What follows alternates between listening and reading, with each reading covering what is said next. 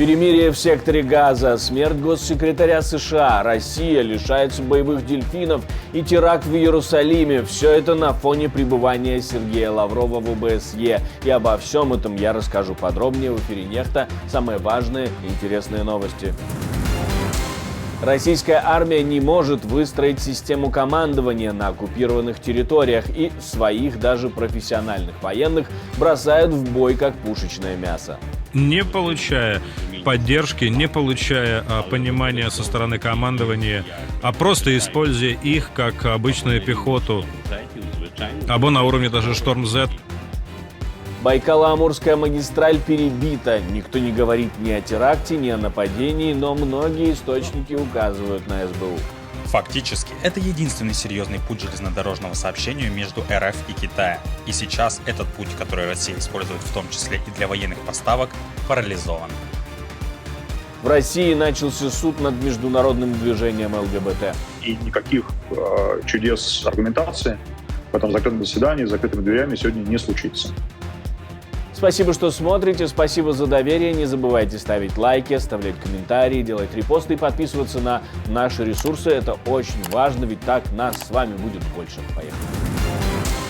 Теракт на автобусной остановке в Иерусалиме. Двое братьев, ранее судимых за терроризм, открыли огонь по прохожим из винтовок М-16. Погибли 3 человека, по меньшей мере 7 получили ранения. В полиции сообщают, что нападавшие прибыли из Восточного Иерусалима. К сожалению, сейчас, когда мы встречаемся, есть жертвы в результате серьезного теракта на въезде в Иерусалим, нашу столицу. 2 террористов напали на невинных гражданских лиц, ожидавших, когда их заберут, чтобы отправиться на работу. И у нас есть жертвы, есть погибшие. Украинские войска продвигаются на левом берегу Днепра вперед и подтягивают подкрепления. Об этом пишут аналитики Института изучения войны. Они отталкиваются от заявлений российских военных блогеров и делают вывод, что россияне стараются помешать перебрасыванию украинских войск. Но создать какую-либо боеспособную командную структуру там у россиян не удается. И те люди, которые имеют понятие о том, как вести боевые действия, как нужно работать, собственно, для того, чтобы получать какие-то успехи на поле боя, но не получая поддержки, не получая понимания со стороны командования, а просто используя их как обычную пехоту, або на уровне даже «Шторм-Z», конечно, для военнослужащих, которые понимают, что они могут лучше выполнять свою работу при естественных каких-то средствах, обеспечении. Но, кроме того, сейчас россияне ввели свои стратегические резервы по всей линии фронта, а по большому счету речь идет о военных частях, которые были мобилизированы и перебросаны на разные направления, к тем подразделениям, которые уже работают. И, конечно, речь идет о разном уровне подготовки, разном уровне того, как они уже были обкатаны в этих боях. Склад иранских шахедов, беспилотников, которых россияне называют геранями, взорвался в Брянске минувшей ночью. Взорвался, скорее всего, не сам. Российские медиа пишут о том, что он был атакован сразу несколькими группами украинских беспилотников. Официально российские власти ничего не комментируют, ничего не объясняют и не подтверждают.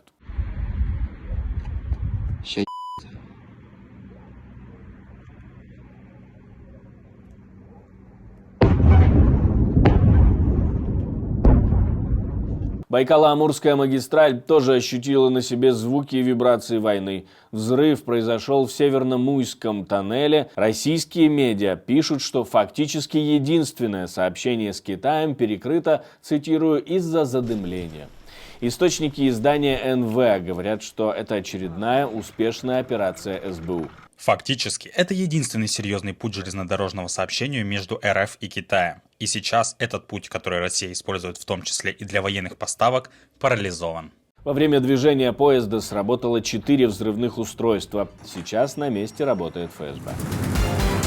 Россия лишилась своих боевых дельфинов. Такое предположение высказал осинт-аналитик H.I. Sutton, изучивший спутниковые снимки. Конструкции, в которых содержали дельфинов, отсутствуют на спутниковых снимках. Скорее всего, их смыло или повредило штормом. Но нельзя исключать и то, что Россия переместила куда-то клетки с животными перед самим штормом. Они же заботятся о животных. Но доказательств этому, конечно же, нет. Версию с тем, что клетки смыло штормом, подтверждают и другие аналитики. Я напомню, что сильный шторм, прошедший днями по всему Крыму, смыл заграждения, в том числе и рассчитанные на защиту Крымского моста от морских беспилотников. Верховный суд РФ начал рассмотрение иска Минюста о запрете так называемого международного движения ЛГБТ и признании его экстремистским. Рассматривают без ответчика, скорее всего, потому что такого просто не существует. Вот этим людям не нужно будет больше придумывать каких-то сложных, заниматься личным творчеством, придумать какие-то сложных формулировок. Они просто возьмут один абзац или два абзаца из того решения, которое сегодня появится, и напишут, что вот такой-то Имерек Иванов принимал участие в деятельности экстремистского международного движения ЛГБТ. Дальше цитата на два абзаца из решения Верховного суда. Следовательно, Иванов совершил преступление, предусмотренное статьей такой-то, 280, два прим.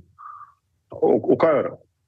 Вот это единственное, что требуется. Все прекрасно понимают, и прокуроры, и судьи понимают, что требуется вот только ровно это, и никаких чудес аргументации в этом закрытом заседании с закрытыми дверями сегодня не случится. Правозащитники подтверждают, что такого движения не существовало и не существует, а целью процесса является давление на всех представителей сообщества в целом. Количество обращений, к слову, от представителей ЛГБТ к юристам по поводу выезда из России увеличилось после обращения Минюста в суд. Организатор акции по блокировке польско-украинской границы ездил в оккупированный Крым и встречался там с местным оккупационным назначенцем Аксеновым. К такому выводу пришли расследователи информагентства Whitehall. Официальным организатором блокирования границы Польши с Украиной выступает польский гражданин Рафал Меклер, владелец транспортной компании Рафал Меклер Транспорт. Рафал Меклер является представителем ячейки пророссийской партии Конфедерации Свободы и Независимости в Люблинском воеводстве, имеющей тесные связи с Россией. В частности, лидер партии Януш Корвин-Мике выступал с призывами о признании оккупации Крыма и сам посещал аннексированный полуостров в 2015 году, где встречался с руководителем российской оккупационной администрации Крыма Сергеем Аксеновым.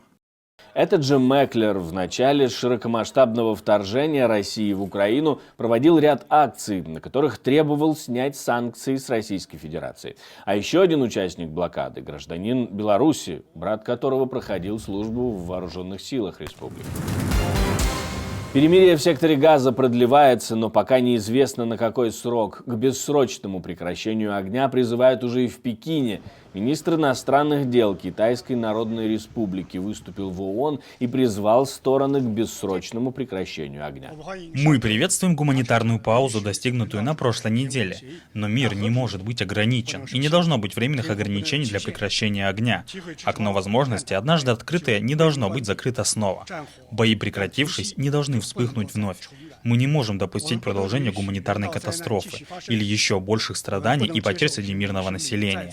Мы призываем освободить всех, кто находится в плену, и требуем снятия блокады Газы, чтобы обеспечить беспрепятственные международные коридоры и гарантировать основные потребности гражданских лиц в Газе. Мы также должны предотвратить распространение конфликта на весь ближневосточный регион и призвать страны, имеющие влияние на стороны конфликта, сыграть позитивную роль. О необходимости прекращения огня говорят и представители Саудовской Аравии и Турции. Мы собрались здесь, чтобы сделать четкое заявление о том, что перемирия недостаточно. Необходимо прекращение огня, необходим надежный мир и мир, который продлится долго и который позволит израильтянам и палестинцам жить бок о бок в двух государствах. Все остальное приведет к продолжению кризиса в регионе. Спасибо. Генеральный секретарь ООН Антонио Гутерриш заявил, что сектор Газа находится в эпицентре, цитирую, грандиозной гуманитарной катастрофы, конец цитаты, и призывает мир действовать без оглядки. А переговоры между Израилем и Хамас о продлении перемирия в Газе были сорваны в последнюю минуту, в среду, из-за неподтвержденного заявления Хамас о том, что семья израильских заложников, включая 10-месячного ребенка, была убита. В России таки вручили премию в 1 миллион рублей за подбитый танк «Леопард». Сделали это торжественно на концерте. Вручали музыкальные премии и вручили и это. Я, с вашего позволения, приглашу наших героев. Безусловно, мы не можем объявлять их имя, мы не можем показывать их в полной мере. Посмотрите на эти награды.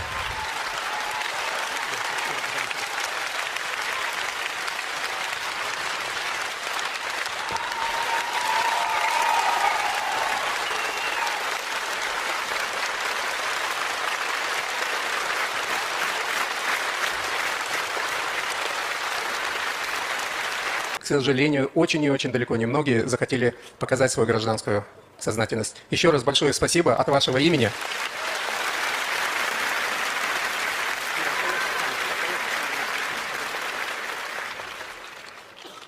Спасибо, удачи! Вручили только 1 миллион. Значит ли это, что подбили только один «Леопард», пока непонятно. В США в возрасте 100 лет умер экс-госсекретарь Генри Киссинджер. Его называют самым влиятельным госсекретарем США. Он был советником президента Никсона в 69-м и 73-м, объединял эту работу с должностью госсекретаря. Именно ему приписывают открытие Китая миру. Написал он много книг о геополитике и, хоть в последнее время давал много противоречивых заявлений, но к его мнению прислушивались многие. Госсекретарь Киссинджер действительно установил стандарты для всех, кто пришел на эту работу. Для меня было большой честью получить его совет много раз, в том числе совсем недавно, месяц назад. Он был необычайно щедр на мудрость и советы. Немногие люди лучше изучали историю, и еще меньше людей и сделали больше для ее формирования, чем Генри Киссинджер.